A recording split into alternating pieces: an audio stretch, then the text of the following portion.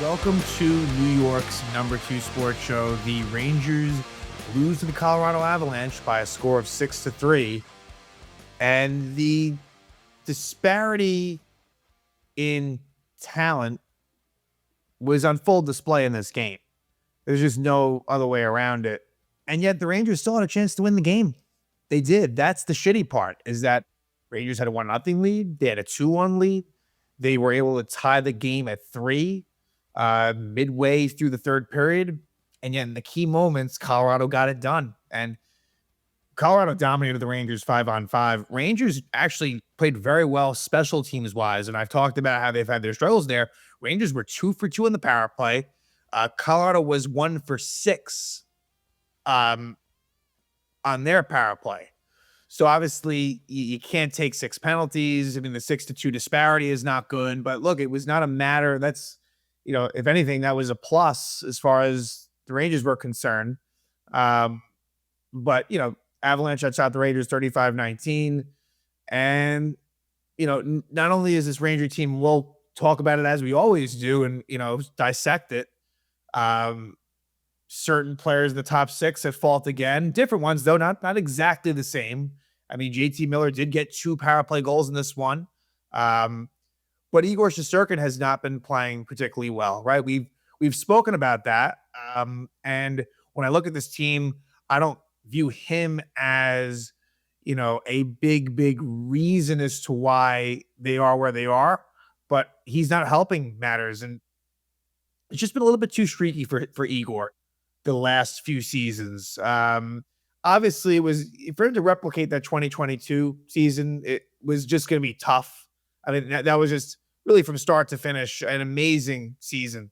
And for the most part, Shesterkin has been very good in the postseason. Obviously, Rangers didn't reach last year, but you need more from him. I mean, Jonathan Quick, for the 5 games he's been in there, has given you better quality than Shesterkin in the 17 games that he has played. The Rangers' overall record drops to 10-10-2, which is NHL 500, which is not very good.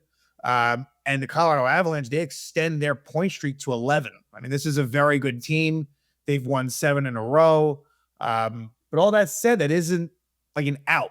It's not like, oh, well, the Rangers, yes, Colorado is much better than the Rangers. And to me, it's just evident how the Rangers, they're not even close to this Avalanche team. It's the Rangers' ceiling.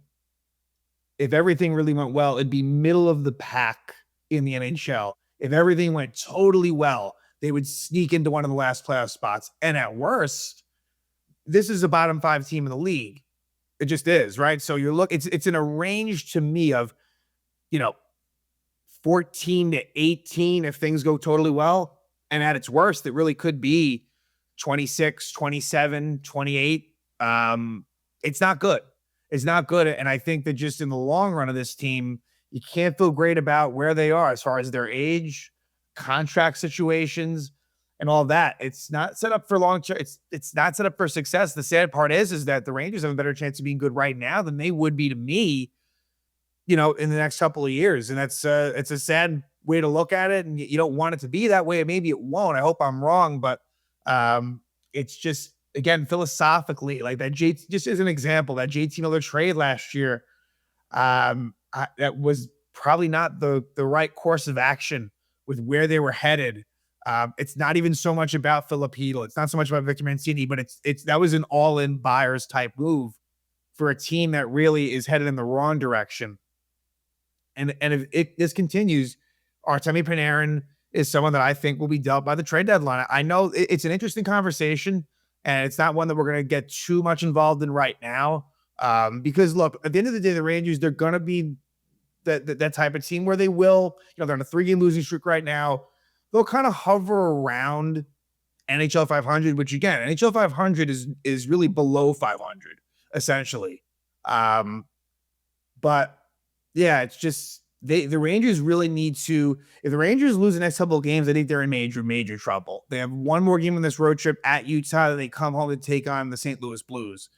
If they were to lose both those games going to 5-game losing streak, I really think this could potentially go off the rails, despite the fact of what I said as far as they'll win some, lose some. And that's, they won't totally go to the very bottom, right? Like to the Calgarys, the Nashvilles. Like it won't go to that level, but I really think in the Eastern Conference landscape, um, you really might be down there. It is very possible the way I see this, but I don't mean for overreactions in this game because again, like part of it, look, like Rangers could have won this game against a good Colorado team, but it wasn't impressive. And Colorado's maybe not the best example as far as where the Rangers are, because Colorado is kind of in a league of their own right now, as far as regular season hockey goes, more than anything.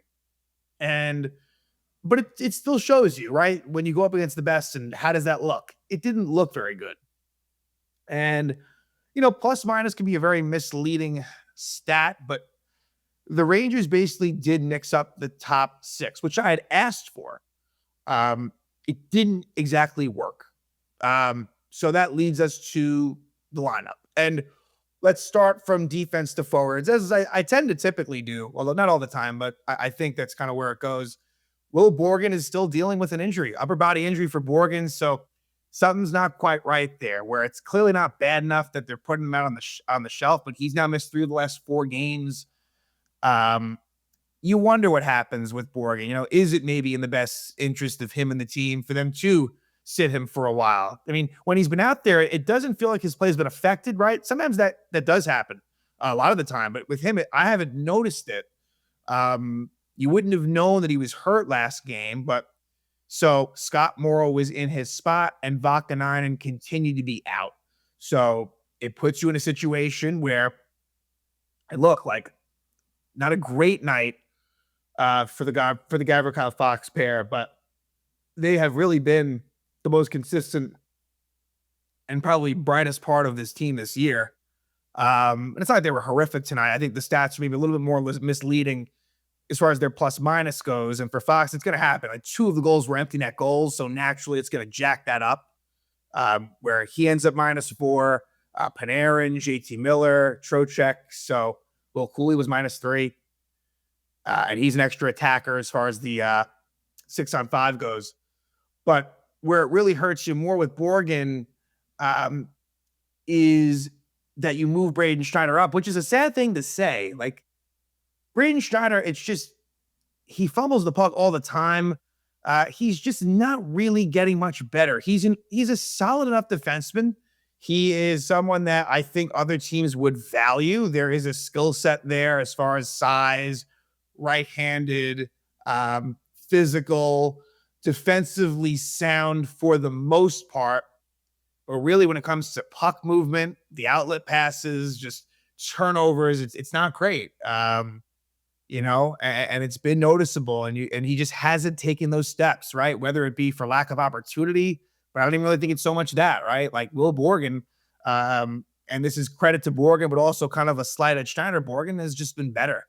And so that puts that in a situation where Schneider plays a lot of minutes. Braden Schneider played 22 minutes and 25 seconds, leading the defenseman in time on ice in this game. And then the third pair is Matthew Robertson and Scott Morrow. And Scott Morrow played a lot more than he did in that first game against Detroit. Played 14 minutes and 16 seconds. You see some ability. Again, I'm more offensively. He definitely has some work to do defensively. But look, I'm fine. Look, as long as Borgen's out, yeah, like with where they're at, I'm totally fine with letting Scott Morrow get a chance. And it is interesting that it has now been, I think it is 3 straight games of no Vakanainen. So Matthew, in their mind, Robertson gives them a better chance than Vakanainen. And my opinion there isn't very strong. Again, I kind of, I guess I'm fine with it being Robertson because he's slightly just, as far as just, progress and having a player, kind of go through the ropes of NHL games and stuff like that. Like Matthew Robertson, who's been in the system for a long time. I don't think there's a whole lot of long-term true potential in Matthew Robertson, but he does have some of the physical traits that could allow that. So, but that's what it's been. But now let's get to the forwards, the more interesting conversation. So the less interesting part of it to start, Parson, a healthy scratch. And I kind of said that might happen. When you look at his ice time when he plays, it's not much. They don't, I guess for whatever the reason, I think he's been all right. Like, he hasn't been amazing, but I think he's been fine. but Parson and healthy scratch and Adam Edstrom back in. Like I was saying, everything being equal, they would prefer Edstrom in there. And actually, Adam Edstrom does score a goal in this game. So he didn't play much, though. He played less than 6 minutes. So there were a lot of penalties, and that does play into it, but didn't play a whole lot. But it's the top 6 that gets moved around. And they do break up Panarin, Trocheck, Lafreniere. They keep Panarin and Trocheck together, which has been pretty consistent. And I almost feel like for the sake of change, I almost wonder if it might be worth mixing that up.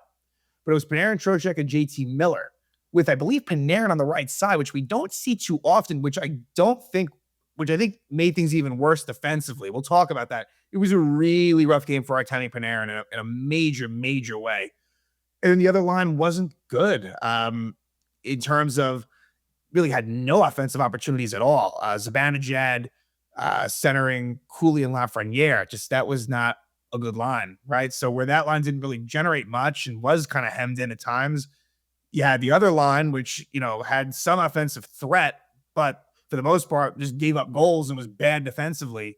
That Trocheck line with Panarin and Miller. So I think you go in the next game and you switch it up again. And like I said, I know it's not great, but I think that almost you have to make this more of a top 9 situation and incorporate and really do it that way. I know that the way this team is built, it's more top 6, bottom 6, but I don't know if any combination is going to work. And I think you may have to implement Laba. Again, this is not me advocating for these guys, but Brodzinski, Sherry, and just really mix it up and see what you can find from that, because I just don't have confidence in these top 6 combinations. Now, maybe there's a couple more you can play with. Maybe, like I said, maybe you do split up Panarin and Trocheck, or I don't know, because these combinations did not work. At the same time, though, I give Sullivan credit for at least trying, but it just didn't work. So Scott Wedgwood in net for Colorado versus Igor Shesterkin. Ranger Colorado games have been very, very close. The last 6 games have all been determined either in the last 20 seconds of regulation or overtime and shootout. And this one was close again. It was. But, Colorado was the better team. But right away, Sam Girard interferes with Johnny Brodzinski. So hard work by Brodzinski. He would take a penalty later on, but at 2:19, he draws this one. And right away, the Rangers score a power play goal. And it's JT Miller, his 5th goal of the season from Zibanejad and Fox. And look, kind of a fortunate goal for Miller, but at least he was in the right spot. He was right in front alone. And it was a good job. The power play, even beyond the goals, they looked decisive. Like they actually looked legitimately good, these 2 power plays. And you know what? Trocheck being on that number 1 unit, it does help. It really does. It does give you a little bit more of a dimension. And if Miller can be solid in the net front, then no Cooley is totally fine if he is. But yeah, Zibanejad takes it was really a pass to Miller in front, and Miller tried to get it with a stick, but it goes off his skate. So it wasn't pretty. It's things are still a little bit of a tick off for Miller, but hey, goal's a goal. The goals he's kind of had, some of them, when he has scored, they haven't been the prettiest, but I just keep waiting and hoping that he can get going. He did show more jump in this game. I'll give him that. There were mistakes made. Most certainly it wasn't clean, but it was better, even beyond the goal scoring. So it makes it 1-0. And then the Rangers start taking penalties. At 8:09, Vincent Trocheck interferes with Arturi Lehkonen. Trocheck, I know it's part of his game, but I've said it for a few years now. He takes too many penalties, especially in situations. This was, even though it's called interference, it really was a stick infraction penalty in the neutral zone. Just not a good penalty by Trocheck, but the Rangers kill it off. At 14:02, Sam Carrick interferes with Devon Toews. The Rangers kill that off as well. So just structurally in the defensive zone, the Rangers penalty kill was much better. And there were some offensive opportunities as well, a few in which we'll talk about later on. But yet again, it's another end of period, last 2-minute goal against that you just can't have happen. And it's really important. Maybe if the Rangers do leave the period up 1-0, maybe somehow the game does go in a different direction. But in 1933, Nathan MacKinnon scores his 15th goal of the season, assisted by Necas and Girard. And this is one where Artemi Panarin just with a soft backhand pass to the middle of the ice for no reason in that situation, and it leads to a goal by Nathan MacKinnon. Now, from there, maybe some fortunate bounces that lead it to MacKinnon being right on his stick. And, Trocheck, doesn't really stay with MacKinnon fully like he needed to, and MacKinnon gets inside position. So there's fault to go there, but Panarin's the biggest culprit. And hey, to be also fair, JT Miller, a few shifts before that, he made a bad play in that same situation that luckily didn't end up in the back of the Ranger net. So look, again, it's the top six that's the culprit. And Panarin really had a very, very bad game, like all the way around. Most notably, he wasn't alone, but terrible turnover by Panarin with less than 30 seconds left in the period. There's just no need for that. So 1-1 going to the second. And the Rangers are able to retake the lead. Adam Edstrom scores his first goal of the season, assisted by Sam Carrick and Braden Schneider. So less than 4 minutes into the period, they get the lead back, and it's nice bank pass. As much as I was calling Schneider out, he makes a nice bank pass to Carrick, and it's somewhat of a 2-on-1 where Edstrom beats Brock Nelson, and with his long reach, he's able to take the pass from Carrick and score. And so that makes it a 2-1 Ranger lead right there. And then from there, it was a situation where Connor Sherry takes a penalty at 9:56. He holds Cale Makar. Rangers kill it off, but the second period was all Colorado. It was just really domination. The Avalanche outshot the Rangers 14-4. However, Rangers still have a 2-1 lead, and Rangers took a lot of icings. Like, they were gassed. You had the long change, you had the altitude. It was bad. It was kind of exactly what you'd envision it to kind of be if you're thinking negatively. And at 17:15, it is Cale Makar on a wraparound goal, scoring a 7th goal of the season, assisted by Nathan MacKinnon. And this was, again, that Miller, Trocheck, Panarin line back at it again, where Miller doesn't make the connection in the offensive zone to Trocheck, and then Panarin just on the back check was just absolutely brutal. Not in position, very lackadaisical, and Makar is able to kind of beat Shesterkin on the wraparound. Shesterkin goes from left to right, post to post, but Makar is able to score and make it 2-2. Again, terrible job by Artemi Panarin, and to a lesser degree, the rest of that line. And so now it's 2-2 in a third. A very similar feeling as it was in the first, where you would have been lucky to be up, especially in the second period, but, it's 2-2. Now, the third period rolls around. Will Cooley trips Lehkonen at 51 seconds. And whether you want to say with the Cooley penalties, this one, whether it was the right call or not, the wrong call, Cooley is taking too many penalties. He just is. And, the sample size is high enough where it's not just the ref's fault. Like, he needs to stay out of the box. And Colorado does score off of that. Now, there was an opportunity between Sam Carrick and Mika Zibanejad, and they were on for a while. I think they had just had a chance before that. And it's hard to blame anyone here. It is. It's not the first time that Sam Carrick has kind of had a short-handed opportunity that didn't work and went the other way, but he didn't do anything wrong. I wish that somehow, and you do run, I guess, a risk of 2 minutes on the ice, but typically if you don't have the puck, they won't call it. We kind of saw that in the Detroit game where Detroit got away with it, but they didn't have the puck, where I kind of wish that Miller and Trocheck jumped on the ice sooner, because what ends up happening is it's an odd-man rush the other way, 3-on-2, and the former Islander, Brock Nelson, scores his 6th goal of the season from Malinsky and Wedgwood. And this is one, look, Brock Nelson has beaten Igor plenty of times in the Islander Ranger rivalry, but it's one that I kind of wish the Igor would have back. Look, Nelson's a good shooter, but I still think it was one that maybe Igor could have had. It makes it 3-2 Colorado.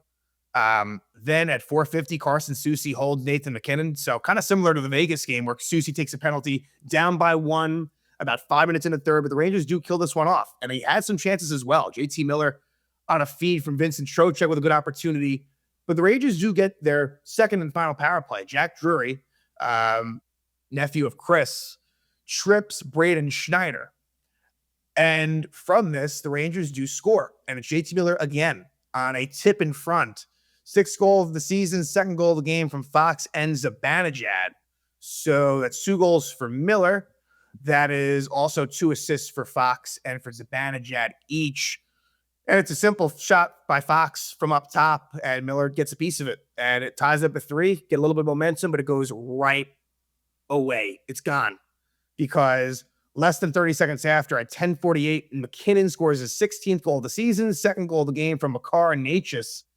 And it's, Steve Alakette was critical of Igor on this goal, so I'll take his word for it. I think it's more of a matter of just not getting over, right? Makar takes a shot from the point. It goes off of the post, and Igor was kind of slow to move over. But also, I kind of wish Braden Schneider was a little bit quicker in preventing McKinnon from scoring there. So there's fault to go around, but you have to lock down. I talk about this a lot, and I give the Rangers credit when they do it. It's the response goals in the NHL that are so important, whether it be to tie a game or in this case, to take a lead after you just scored and Colorado takes a 4-3 lead. And a team like this, with the record they have, the Rangers played with fire too often. At 16:06, Johnny Brodzinski holds Gabe Landeskog. And so it leads to a power play for Colorado, which the Rangers do call off. So you have a small window of opportunity, down by 1, 6-on-5, and Mika Zibanejad, I don't know what he's thinking about. Igor is pulled. Mika has the puck. He goes into the Colorado zone. It's a 1-on-4, and he just does a backhand light pass to a bunch of Colorado defenders, and Cale Makar takes it and scores.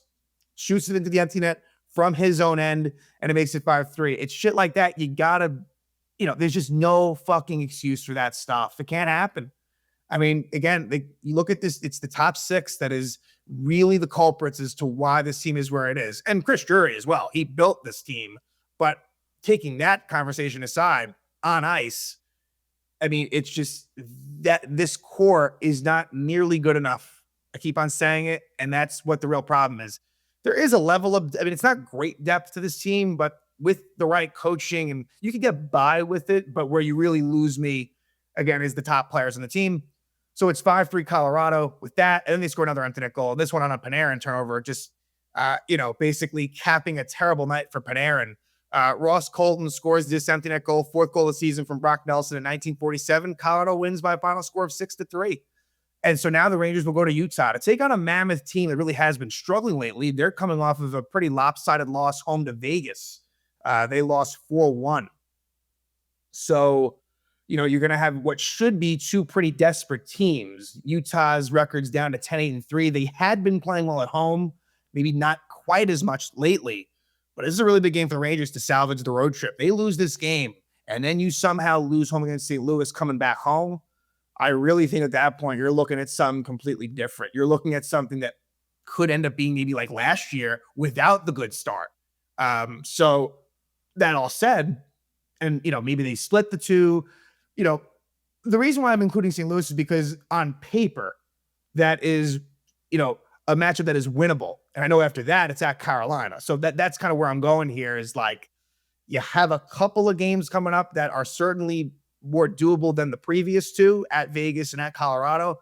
So if you don't find a way to get points, I really fear like, you may have a tough time getting back, into a decent spot in the standings. But look, this Ranger team is what it is. It's a mediocre at best team. And that was on full display against the Colorado Avalanche. The Avalanche win by a final score of 6-3. Rangers had their opportunities. It was there for them if they wanted it. But simply put, they just were not able to get it done in the key situations. And Nathan McKinnon and the rest of the Colorado crew is able to extend their point streak to 11 games. They're on a 7-game winning streak. And like I said, Rangers on the road, that 9-1-1, it wasn't going to last. And now they will head to Utah to finish off this 3-game road trip, which has seen them having lost the first 2 games, first to Vegas, then to Colorado, and now they will finish up in Utah.